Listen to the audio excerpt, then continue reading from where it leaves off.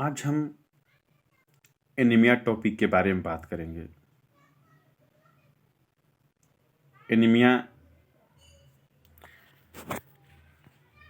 बीमारी एक ऐसी बीमारी है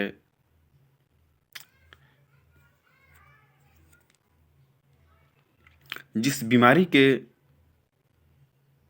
चपेट में लड़कियां और गर्भवती महिलाएं बहुत तेजी से आ रही हैं और ऐसी बीमारी है कि जो आपके शरीर में और सब बीमारी के कारण बनते जा रहा है। इस बीमारी का कारण क्या है और इस बीमारी का लक्षण क्या है? पहले हम इस बीमारी के लक्षण के बारे में बात करेंगे। इस बीमारी का लक्षण है कि आपके शरीर में खून की कमी हो जाएगी और आपके शरीर में कमजोरी महसूस होने लगेगा। चलने फिरने में आपको जल्दी थकान महसूस होने लगेगा, पैर भरने लगेगा और आपके सर में हमेशा दर्द रहने लगेगा और कमर दर्द की शिकायत महिलाओं में बढ़ जाती है इस बीमारी के चलते। और ये बीमारी जब कोई भी लड़की किशोरावस्था में प्रवेश करती हैं, इस बीमारी का शुरुआत हो जाता है और इसके होने के मुख्य कारण है कि आज की दौर में खासकर जो लड़कियां किशोरावस्था में प्रवेश कर रही हैं, वो लोग खाने पीने की मामले में बहुत ही लापरवाही बरत रही हैं, जिसका परिणाम एनीमिया के रूप में सामने आता है। और इस बीमारी के चलते हमारे देश के 80% लड़कियां और महिलाएं ग्रसित होते जा रही है, जिसका परिणाम जो भविष्य में जो गर्भवती महिलाओं के पेट में जो बच्चे पलते हैं वो कुपोषण के शिकार होते जा रहे हैं। इसका एनीमिया का मुख्य कारण क्या है, पहले इसका थोड़ा हम बात करते हैं। होता क्या है कि जब कोई भी लड़की किशोरावस्था में प्रवेश करती हैं तो उनके दिमाग में एक बात आता है कि हमको कैसे सुंदर दिखना है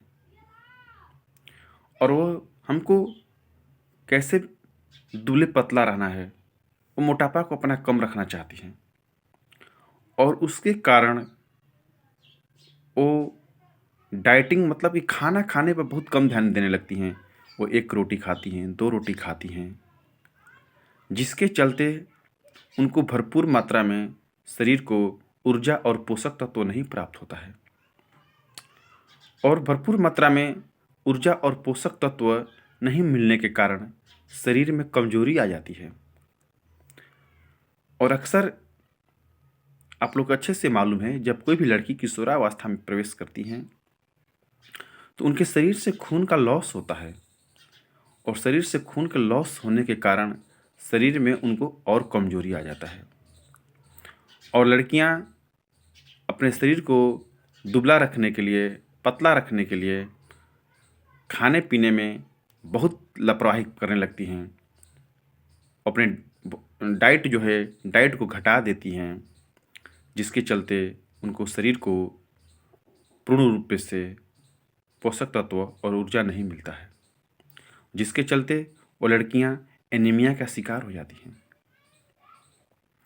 बहुत सी लड़कियों में आदत होता है वो दूध नहीं पीती हैं, जिसके चलते उनके शरीर में कमजोरी आने लगता है। जब वहीं लड़कियां आगे चलकर माँ बनने की समय आता है तो उस टाइम वो एनीमिया जो बीमारी है और भयंकर रूप धारण कर लेता है। एक तो लड़की पहले से कमज़ोर रहती है, ऊपर से माँ बनने के टाइम में ब्लड की, रक्त की इतनी ज़्यादा आवश्यकता पड़ता है बच्चों के लिए कि शरीर और कमज़ोर हो जाता है, जिसके चलते लड़कियों का जो शरीर होता है और कमज़ोर हो जाता है। मतलब कि पूरी शरीर जो होता है एनीमिया के चपेट में आ जाता है, जिसका प्रभाव माँ पर भी पड़ता है और बच्चा के पर भी पड़ता है।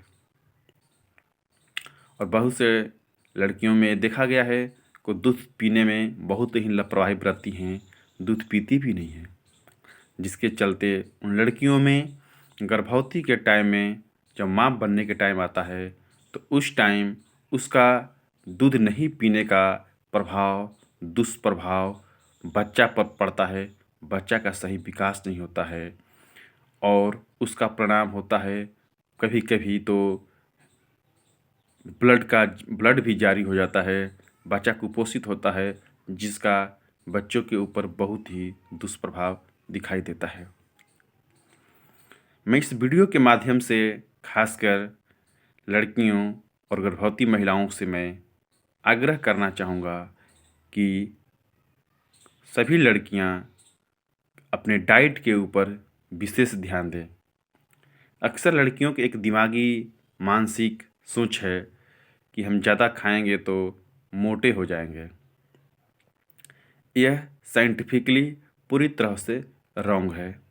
मैं इस आधार पर बता सकता हूँ, कह सकता हूँ, क्योंकि हमारी जो शरीर की बनावट होती है, मोटापा और पतलापन की जो बनावट होती है, वो जेनेटिक्स पर डिपेंड करता है।